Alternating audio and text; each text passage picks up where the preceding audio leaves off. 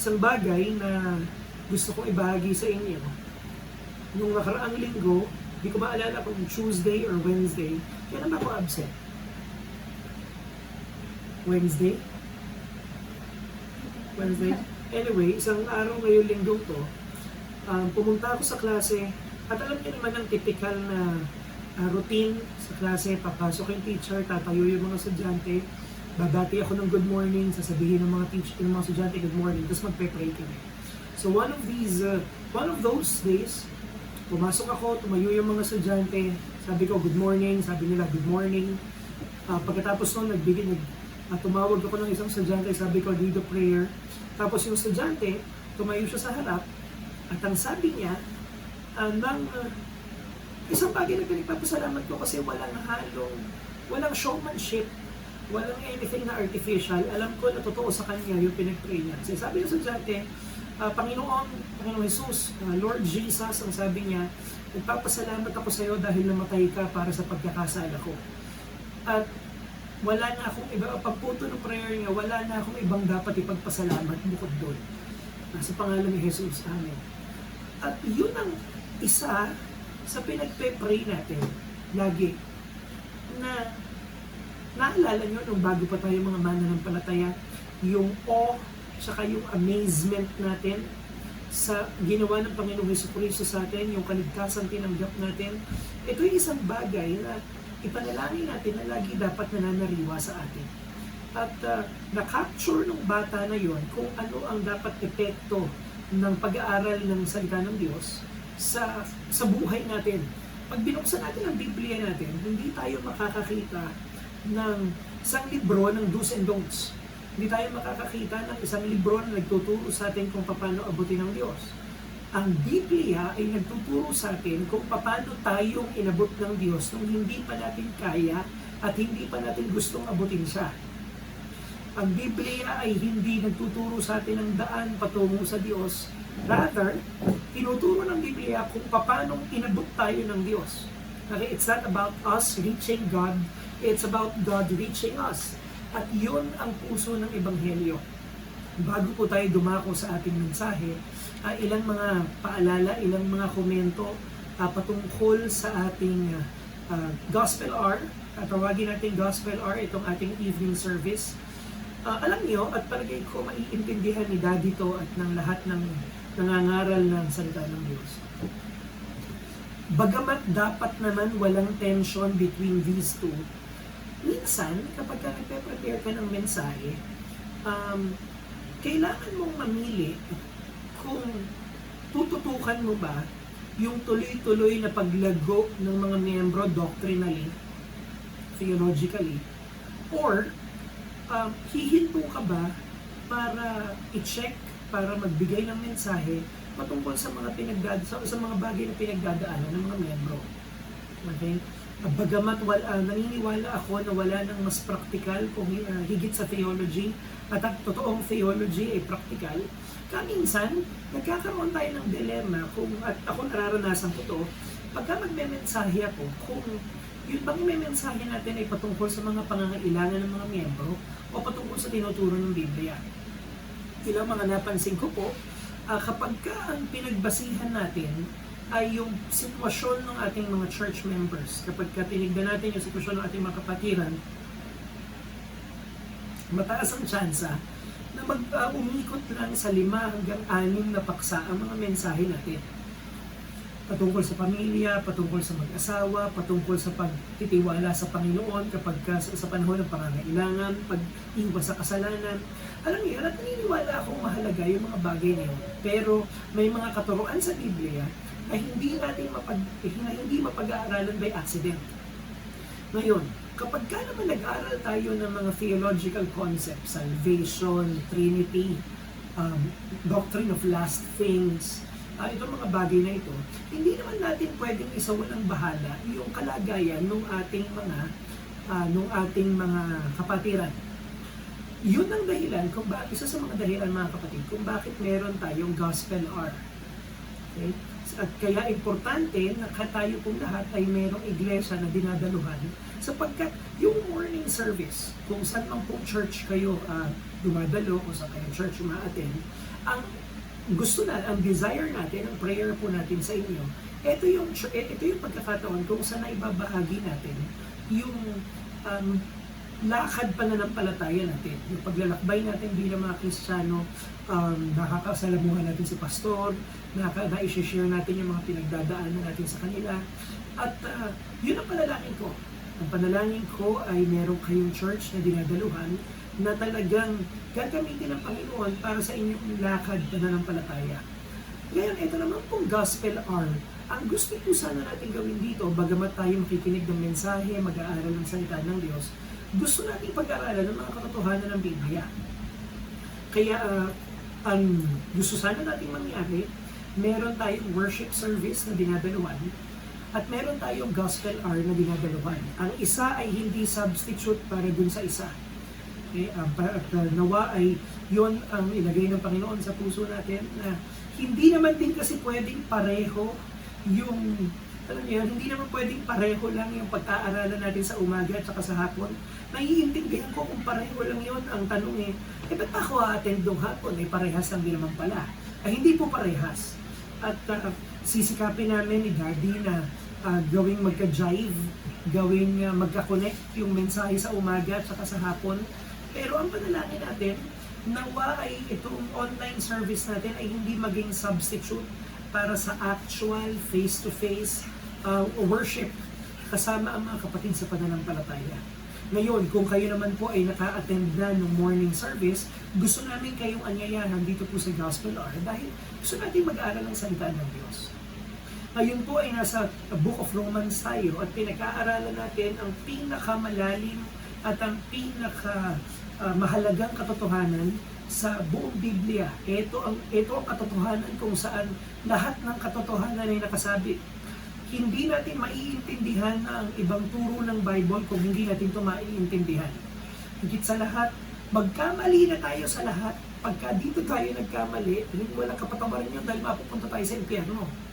Ang doktrinang pinag-aaralan natin ay ang kaligtasan. Ano ang ibig sabihin ng maligtas?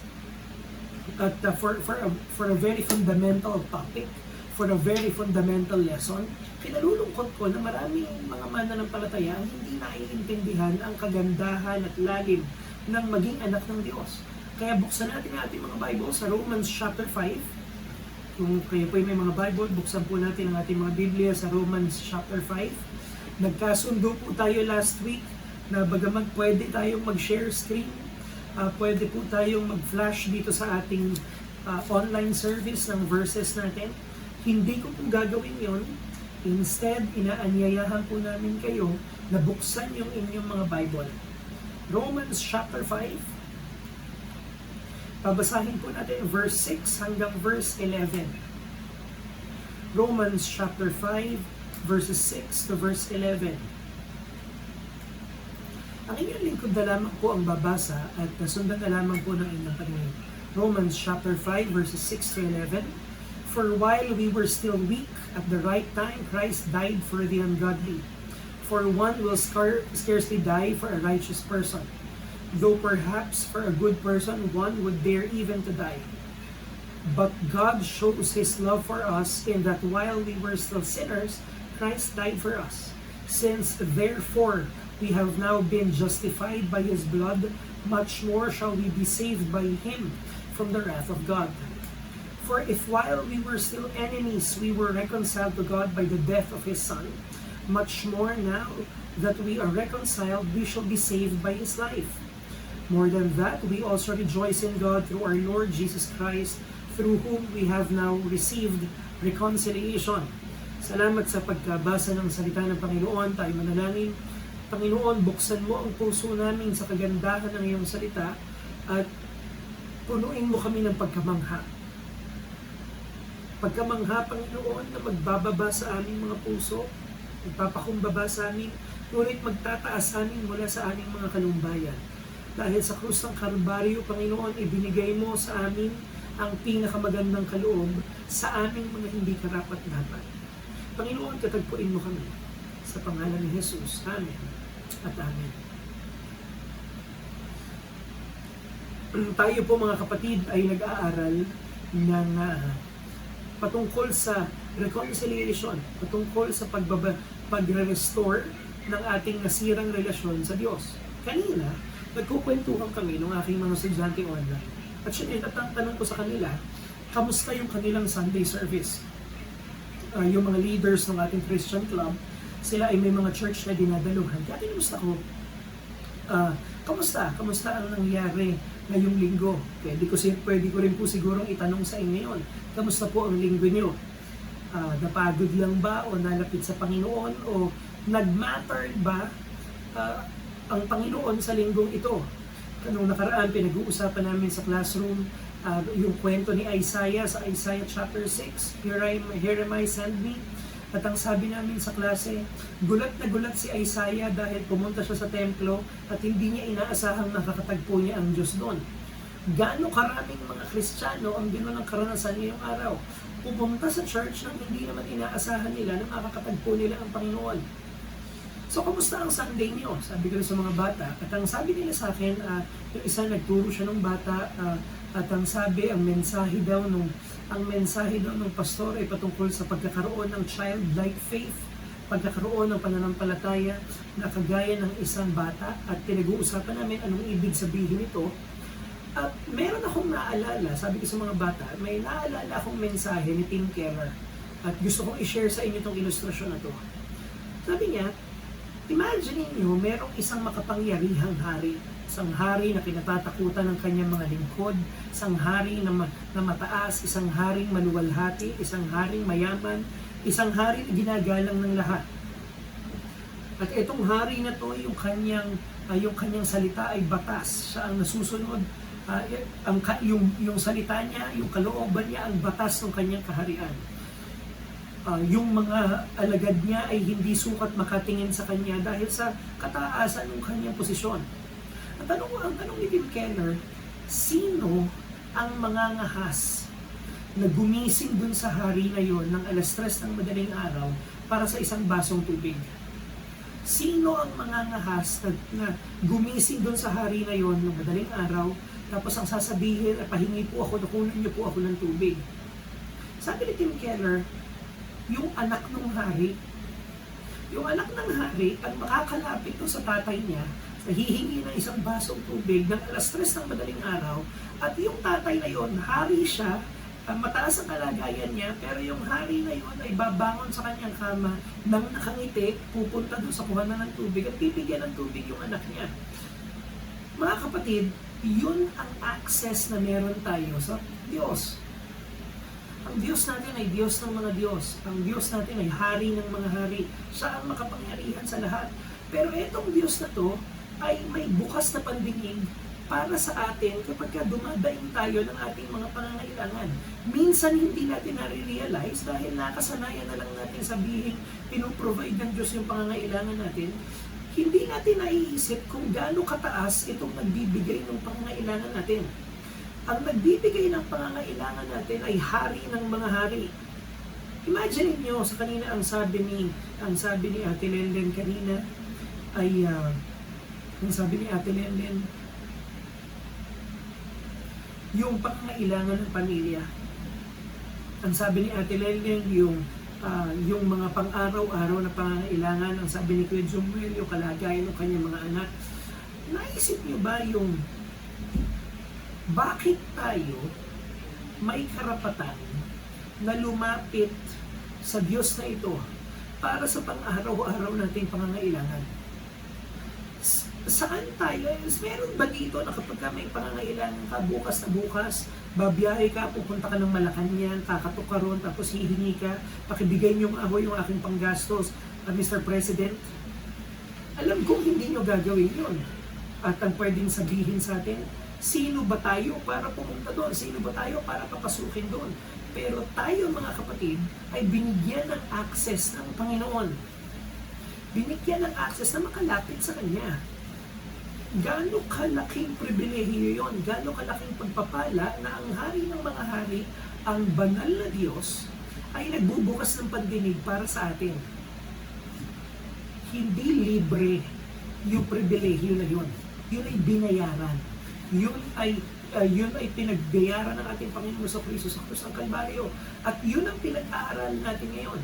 At dito sa ating mensahe na pinamagatang kong the depth and height and reach of the gospel blessing, the depth and the height and the reach of the gospel message, pag-uusapan natin kung ano ba ang Ebanghelyo in its very core at ano ang mga implikasyon nito sa ating buhay. Hahatiin ko ang ating pag-aaral sa dalawang bahagi, the essence of the gospel and the implications of the gospel. Ano ang Ebanghelyo at ano ang kahalagahan ng Ebanghelyo. Yung unang part ay magmumula sa verse 6 hanggang verse 9. At pagkatapos po nito, yung verse 10 and verse 11, yun yung susunod na part. The essence of the gospel. Ang sabi ni John Stott, ito daw po ang essence ng sin. Kapag kinukuha ng tao yung kalaga, yung mga bagay na para sa Diyos. The essence of sin is man substituting himself in God's place. Kapag, ang sabi ni John Stott, kapag daw nagkakasala ang tao, ito daw ang ginagawa niya. Nilalagay niya yung sarili niya sa kalagayang nababagay lang sa Diyos. Siya ang nasusunod sa mga pagkakataong dapat Diyos ang nasusunod. Siya ang nagdidesisyon para sa mga pagkakataong dapat yung pagpapasaan ng Diyos ang nakakapanaig. Kapag nagkakasala daw tayo, inilalagay natin ang sarili natin sa katayuan ng Diyos. Pero sabi ni John Stott, ito daw ang essence ng salvation, na nilalagay ng Diyos yung sarili niya sa katayuan ng mga tao. Na ang Panginoong ito na banal, na ang Panginoon na to na mataas sa lahat, ibinaba niya yung kanyang sarili para sa kalagay, para sa katubusan nating mga kasalanan. Yun ang punto ng first 3 verses. Ang sabi dito sa verse 6, for a while we were still weak, at the right time Christ died for the ungodly. Verse 7, for one will scarcely die for a righteous person, though perhaps for a good person one would dare even to die. But God shows His love for us, in that while we were still sinners, Christ died for us. Mapapansin nyo, okay, na ine-emphasize dito sa binasa natin ang tatlong katotohanan. Ang kataasan ng Diyos, ang kababaan ng tao, at ang pag-ibig ni Kristo. Mataas ang Panginoon. Sa sarili niya, siya ay sufficient, siya ay pinag-uusapan natin lagi yung aseity. Siya ay Diyos kahit wala tayo maidadagdag sa kanyang pagka-Diyos. Hindi natin madadagdagan ng karunungan niya. Hindi, higit sa lahat, hindi natin maaabot yung kalwalhatian niya. Matuwid siya, banal siya. Pero, kung may isa pang ine-emphasize ito sa ating binasa, ito yung pagiging unworthy nating mga tao. Pansinin niyo yung mga salitang ginamit. While we were still weak, Christ died for the ungodly. May sinasabi dito si Pablo na mabihira kang makakakita ng tao na handang mamatay para sa ibang tao. Siguro kung yung tao na yun ay mabait, siguro kung yung tao na yun ay mabuti, makakakita ka siguro, baka sakaling may mag-aalay ng buhay, kung deserving, kung matino, kung marunong magpasalamat, kung may utang na loob, kung etong taong ito ay matapat. Pero sino sa atin dito ang mamamatay? Sino sa atin dito ang handang mag-alay ng buhay para sa isang masamang tao? Alam niyo, ito pong si July, at napagkukwentuhan lang natin. Kapag kagabi, bago ho ito matulog, mahilig siyang makinig sa mga YouTube channel patungkol sa mga crime. Yun ang lalabay niya. Makikinig siya patungkol sa mga real life crime stories. At makakatulog siya na papinakikinggan niya yun. Ako naman, hindi ako makakatulog kapag hindi naman ako makakatulog kapag pinaplay niya yun. Pero doon sa mga kwento na yun, nakakakita ka ng mga taong kahindik-hindik ang kasamaan. Nakakakita ka ng mga tao na pagka tinignan mo yung nangyari sa kanila, hindi mo aakalain na may makakagawa nun. Hindi mo aakalain na merong kapasidad ng tao ng gumawa ng ganong kasamaan. Pero hindi yon ang kamangha-mangha doon. Ang kamangha-mangha doon ay ito. Kung ano mang pagkakasala, kung ano mang pagiging makasalanan ng nasa puso nila, nasa puso din natin yon. Kung ano mang hatred or lust o pride ang nasa puso nitong mga tao ito, nasa puso din natin. Nung tayo ay hindi pa mananampalataya, kaya lang hindi natin nasagad yung ating pagiging makasalanan ay dahil pinipigilan tayo ng common grace ng Panginoon. Pero sa totoo lang, kung hindi sa common grace ng Panginoon, sabi ni Paul Washer, magmumukhang mabait si Hitler kung i-compare sa atin. Makasalanan tayo. At alam niyo, walang mabuti doon sa bagay na yon. Hindi natin gino-glorify, hindi natin niro-romanticize yung idea na makasalanan tayo. Yun ang main, alam niyo, masabi ko lang, nagbubulay-bulay ako na nakaraan. Meron kang makikita ng mga Christian, either sa Facebook nila o mga kanta, na ang gusto nilang sabihin ay, I am just a sinner saved by grace. Ako ay isa lamang makasalanan na naligtas sa pamamagitan ng biyaya. Naiintindihan ko yung punto nila na wala silang maipagmamalaki sapagkat sila ay pinatawad lang ng Panginoon. Pero alam nyo, meron akong issue sa paggamit ng salitang just kapag ka nilalarawan yung pagiging makasalanan natin. Ako lamang ay makasalanang tinatawad sa pamamagitan ng biyaya. Alam niyo, hindi dapat ginagamit yung salitang lamang kapag ka binabanggit yung ating pagiging makasalanan. Pagka sinasabi kong ako'y makasalanan lang, walang lang sa pagiging makasalanan ko. Sa pagiging makasalanan natin, yun ang pinakamalaki nating problema. Yun ang pinakaseryoso nating pangangailangan. Kung meron mang isang bagay na laban ng Diyos sa atin, laban ng Diyos sa pagiging makasalanan natin. At lahat ng bahagi ng buhay natin ay apektado nun. There's nothing just about, just a sinner saved by grace. Malala yung pagiging makasalanan natin.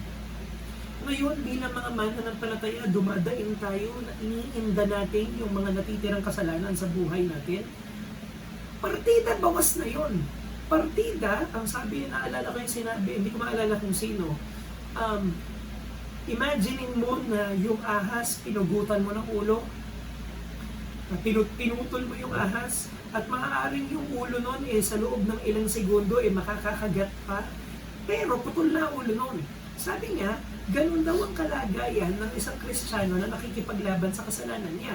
Maaari ka pa rin makagat ng kasalanan na yun, pero putol na ulo nun. Ilang sandali na lang mamamatay na yun. Pero, inaalala natin yung mga bagay na dinadaing natin nung tayo ay hindi pa mananampalataya. At isang bagay ang ma-realize natin, malaki yung pagiging makasalanan natin.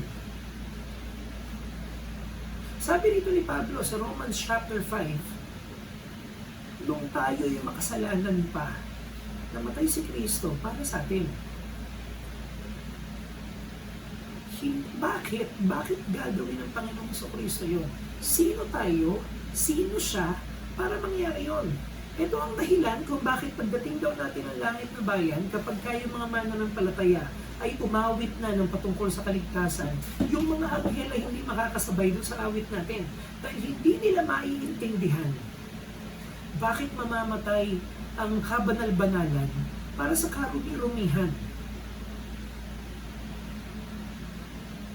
Bakit iaalay ni Kristo ang buhay niya para sa atin na buong buhay natin, inalay natin ang buhay natin sa pagre-rebelde sa Kanya.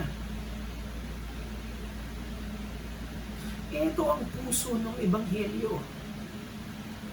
Na kung ano man ang maging kalagayan, kung ano man ang kalagayan natin, hindi kung ano man ang pangangailangan mo, kung ano man ang mga dapat isettle, ito ang totoong pangangailangan mo. Na ikaw ay isang makasalanan na nakatayo sa harap ng isang banal na Diyos. At hindi magandang eksena yun. Hindi magandang katayuan yun. Pero itong banal na Diyos sa kanyang kabanalan ay inalay si Kristo para sa kabayaran ng ating kasalanan. Meron akong binabasang devotion ni Spurgeon ng nakaraan.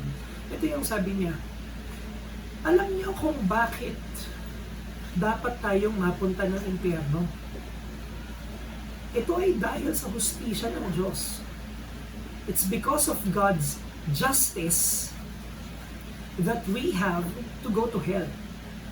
Pero sabi niya, namatay si Kristo sa krus ng Kalbaryo, nanampalataya ngayon tayo sa Kanya, Alam mo kung bakit ka pupunta ng langit ngayon? Alam mo kung bakit hindi nagalit sa iyo ang Diyos? Alam mo kung bakit hindi ka na pwedeng parusahan ng Diyos? Dahil sa hustisya ng Diyos. Kasi dahil just ang Panginoon, hindi siya pwedeng maningil ng 2 beses para sa utang na nabayaran na. Imagine niyo kung ako may pagkakautang, binayaran ko, tapos babalik sa akin yung maningil, pakibayaran niyo po itong utang na to, sasabihin ko, bayad na yan. Hindi matapat na singilin mo ko para sa utang na nabayaran na. Ang sabi ni Spurgeon, yung hustisya ng Diyos na dating laban sa atin, nang dahil sa ginawa ni Kristo, yung hustisya ng Diyos kampi na sa atin ngayon.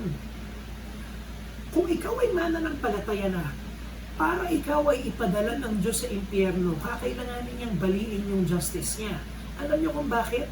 Kasi hindi matapat na maningil siya para sa isang pagkakautang na nabayaran na. Nakita niyo ba yun na yung hustisya, yung justice ng Panginoon na dati ay ikapupunta natin ng impyerno. Ngayon yung hustisya ng Panginoon ang dahilan kung ba't ka mapupunta ng langit. Dahil sa binayaran na ni Kristo yung pagkakautang natin. Mga kapatid, ito ang mensahe natin sa mundong ito. Pero bago natin ito maging mensahe sa mundong ito, ito ang mensahe natin sa puso natin. Ito ang mensahe ng Kristiyano sa araw-araw na ginawa ng Diyos. Ito ang mensahe niya kapag nakakakita siya ng pangangailangan. Ito ang mensahe niya kapag natutokso siya. Ito ang mensahe niya kapag nakatingin siya sa isang hindi mananampalatayang nangangailangan ng pag-asa. Ito ang daladala natin. Ang daladala natin mga kapatid ay ang kabutihan ng balitang ito na namatay si Kristo para sa mga makasalanan. Sabi ni Spurgeon, kung sasabihin mong marumi ako, sasabihin ng Biblia, namatay si Kristo para sa mga marurumi. Kung sasabihin mong wala akong lakas, sasabihin sa iyo ni Kristo, namatay ako para sa mga walang lakas. Wala ho akong pag-asa. Namatay ako para sa mga walang pag-asa. Ang ginawa ng kamatayan ni Kristo, yung pinakamataas, inabot nito yung pinakamababa, upang wala na ngayong tao ang makapagsasabing hindi siya abot ng biyaya ng Panginoon. Wala nang makapagsasabi ngayon na sobrang sama ng kalagayan ko, hindi ako kayang tubusin ng Panginoon. Pero, kung meron mang tatanggi sa kaligtasan ito, sa dulo ng daigdig na to, sa araw ng paghatol, alam nyo na magiging matuwid ang paghatol ng Panginoon. Sa school, ang ginagawa ko kapag mahirap yung lesson, kapag hindi kaya ng mga estudyante yung lesson, ang gagawin ko, bababaan ko yung difficulty ng test. Sasabihin ko, sige, ganito ang gawin natin, hayaan nyo, sisimplihan ko lang yung test. Gagawin ko tong test in such a way na makakapasa kayo. Okay? Pagkatapos nun, ilalagay ko pa yung pointers to review. Lahat talaga ng gagawin mo, lahat ng pwede na magawa, gagawin mo para yung mga estudyante ay makapaghanda at makapagpasa. Ngayon, imagine niyo kung ginawa na ng teacher lahat ng magagawa niya. At yung estudyante, bumagsak pa rin. Kapag binigyan siya ng failing grade, okay, karapat dapat sa kanya yung failing grade na yun. Bakit? Kasi hindi na makakatwiran ng bata na hindi nagsikap yung teacher na abutin siya. Higit doon ang ginawa ng Panginoong Jesucristo. Dahil nagkatawang tao siya, nabuhay siyang matuwid, namatay siya sa krus ng Kalbaryo, tinilikuran siya ng Ama para sa kaligtasan natin. Kung tatanggihan mo ang kaligtasan ito, sino pang makapagliligtas sa iyo? Karapat dapat na mapunta ka ng impyerno. Bakit? Dahil tinanggihan mo yung pinakamalaking kaloob na ibinibigay ng Diyos. Ito mga kapatid, ang Ebanghelyo. Ito ang dahilan kung bakit ito ang dahilan kung bakit ligtas ang mga ligtas at kung meron mang hindi ligtas, ito yung dahilan kung bakit hindi sila ligtas dahil hindi nila tatanggapin ito. Dahil ipinapakita ng Ebanghelyo in bold strokes, pinapakita ng Ebanghelyo in bold letters ang mga katotohanan ito. Kataas-taasan ng Diyos at kabababaan tayo. Para mapakinabangan mo ang Ebanghelyo, kinakailangan lumapit ka kay Kristo na para kang walang magagawa. Kasi yun ang totoo. Wala ka talagang magagawa. Sa totoo lang, kung lalapit nga tayo, yung paglapit nga natin ay kaloob ba ng Panginoon eh. Ngayon, ano ang implikasyon nitong ating pinag-uusapan? Pansinin natin yung sinabi sa verse 10.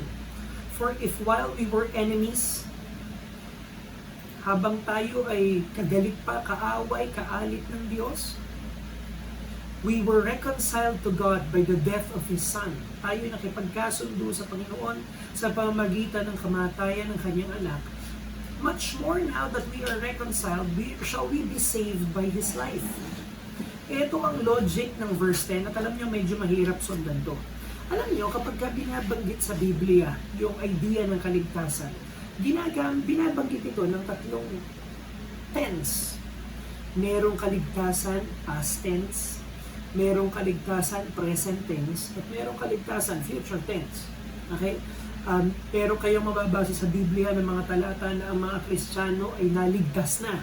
Tayo ay binigyan ng karapatang maging anak ng Diyos, tayo ay papalangit na, tayo ay bago mga nilalang na. Ito ay mga past tense mention ng salvation. Ibig sabihin, ito ay kaligtasang nangyari na. Pero may mapapansin kayo mga talata na ang kaligtasan ay present tense. Okay, nililigtas tayo. Okay, araw-araw tayo nililigtas. At meron din namang meron din mga mention sa Bible ng kaligtasan na future tense. Ililigtas tayo. Okay? May inaantay tayong pag-asa sa hinaharap ng ating kaligtasan. Hindi ba? Anong pinagkaiba-iba nito? Kapag sinabi ng Biblia na past tense ang salvation, ito yung katayuan natin. Hindi nagalit sa iyo ang Diyos. Hindi ka na papuntang impyerno, papunta ka na ng langit. Ito yung sinasabi natin na hindi na mawawala kung babawian ka ng buhay ngayon.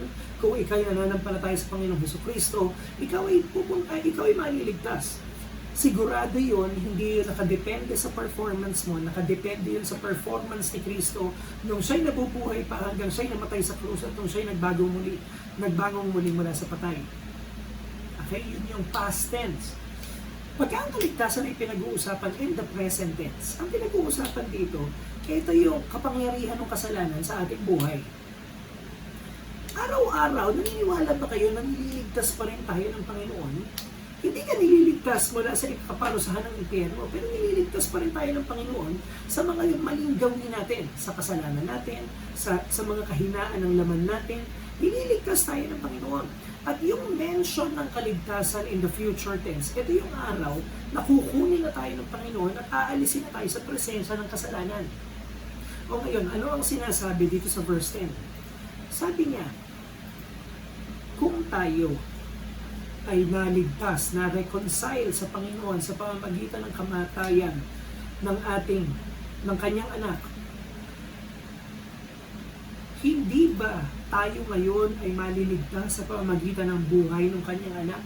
Kanina pinag-aaralan ko to at ito ang sinabi ng mga commentary. Number 1, alam niyo nung namatay nung si Kristo ay tinubos tayo sa ating pagkakasala, hindi lang basta pinagbayaran ng Panginoon yung pagkakautang ng ating kasalanan. Rather, ipinataw sa atin yung kanyang mabuting buhay. Okay? Lagi nating sinasabi na tayo ay ligtas dahil sa kamatayan ng Panginoon sa Kristo. Amen. Pero alam niyo ba na ikaw ay ligtas ng dahil sa buhay ng Panginoong Hesukristo? Na kung si Kristo ay namatay lang, pero hindi siya nabuhay ng matuwid, wala siyang katuwirang ibibigay sa iyo. Kung si Kristo ay, alam niyo, hindi niyo ba naisip ito ng bata kayo? Kung ang kalooban ng Panginoon ay mamatay si Kristo bilang alay sa ating pagkakasala, ba't ang tagal? Bakit 33 years pa bago siya naipako? Bakit hindi pagkapanganak niya, inalay na agad siya? Pero alam niyo, mahalaga sa kaligtasan natin yung kabayaran niya sa krus ng Kalbaryo, pero mahalaga sa kaligtasan natin yung matuwid na buhay niya bago siya namatay sa krus ng Kalbaryo. Dahil yun yung katuwiran na ipinataw sa atin. Yung pagiging matuwid ng Panginoong Jesucristo, yun ang ibinigay sa atin nung binigay natin kay Kristo yung pagiging makasalanan natin.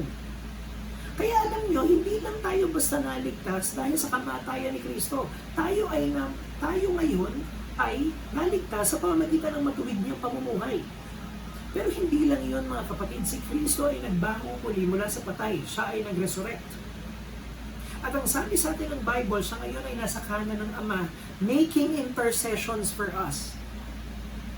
Gusto kong pagbuli-bulayan natin to. Nakatingin ang Ama sa atin. Simula kaninang umaga hanggang ngayon. Nakita ng Ama yung mga ginawa nating kasalanan. Ano kaya reaksyon ng Ama? Ano ang reaksyon ng Ama sa lahat ng narinig niya at nakita niyang ginawa natin? Alam niyo bakit katabi ng Ama si Kristo? Bakit nasa kanan siya ng Ama?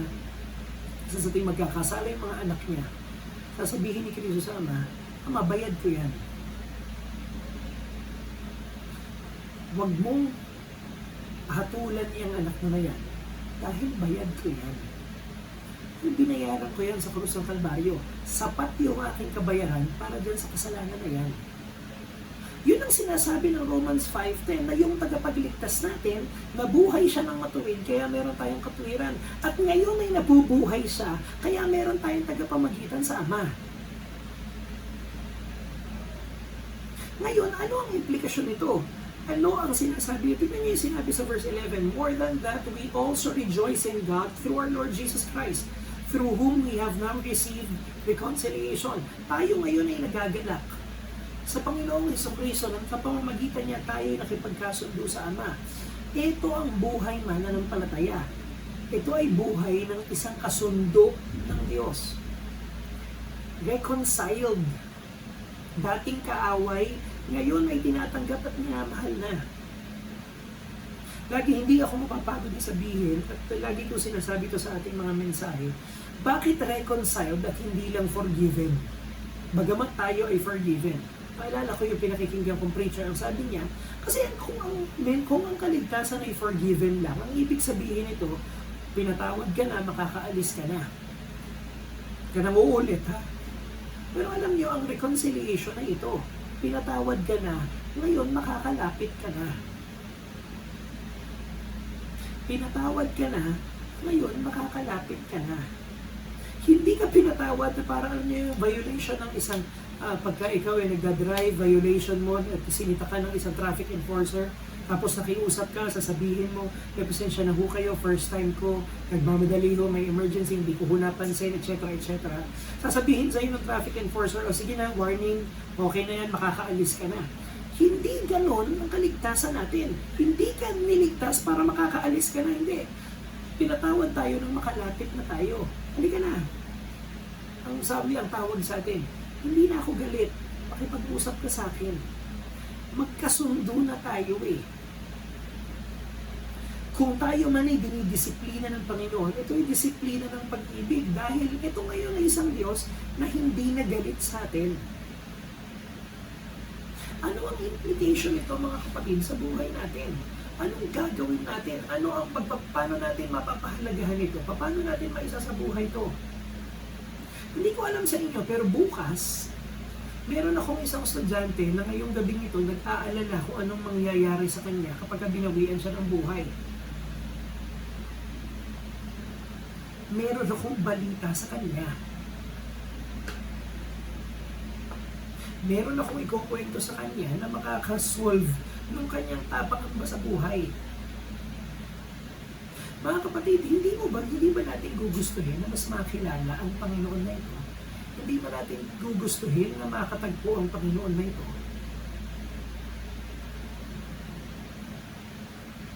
Alam niyo, isang bagay ang palagay ko dito na po tayo magwawakas sa ating mensahe. Pero ang hapon sa atin at ang tanong sa atin ay ito.